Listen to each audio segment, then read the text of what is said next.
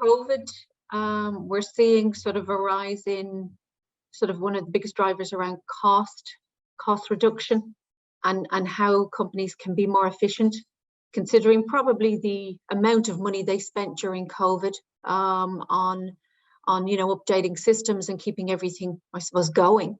And that's risen to the top, where it hasn't been. That sort of cost cutting at the moment, or cost optimization, I would say, is up the top. Growth and customer experience as well. So they're the trends at the moment. They're the challenges they're facing. How do we, do more with less? And that's always been on the agenda for insurance. And probably one of our biggest examples that's out there at the moment is Generali, where they've sort of greatly publicly announced that they've saved 80 million savings with UiPath over the last couple of years. And that's been in lots of different areas, not just sort of compliance and audit, around growth, around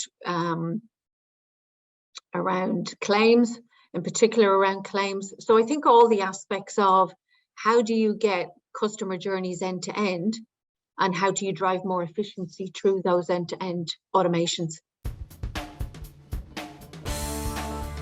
I suppose I'm surprised that automation is being looked at in all aspects of insurance, from not just the front door to the back office, but in areas we didn't expect, like product development.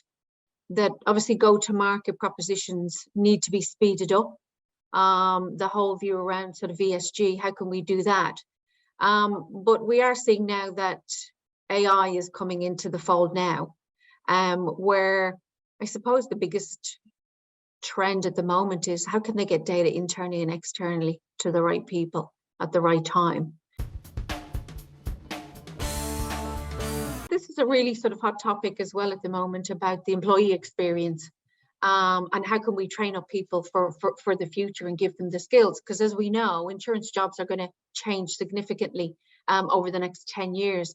So that sort of citizen-led developer is coming into play, where sort of that bottom-up approach, where you're creating these super users out in business, and they're typically in insurance. There's normally somebody in a department that's doing all the reporting, getting all the information, and that type of super user. And there's a real hunger to do that. And obviously you can do all that training on the academy, it's all free there. But in a structured way, we see insurance companies launching that, employees wanting to do it, and companies going, we might as well harness the power of those employees and give them these future skills that they can do their local automations and actually find even complex ones and hand them over to the COE. So yeah, that top down and bottom up is really coming into play now. I have the pleasure of moderating a session with a customer to talk about really scaling.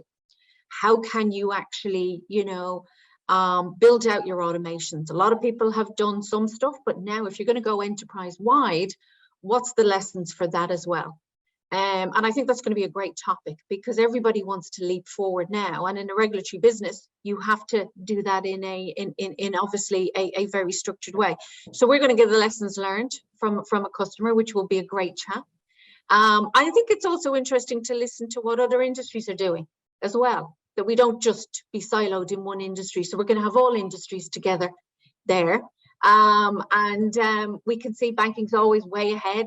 So we can see what they're doing. We can see what manufacturing doing, because we always have to remember that insurance are actually insuring all those industries. So what are they doing, around this that actually helps? So I'm looking forward to obviously seeing real people in person, and hearing the stories from different people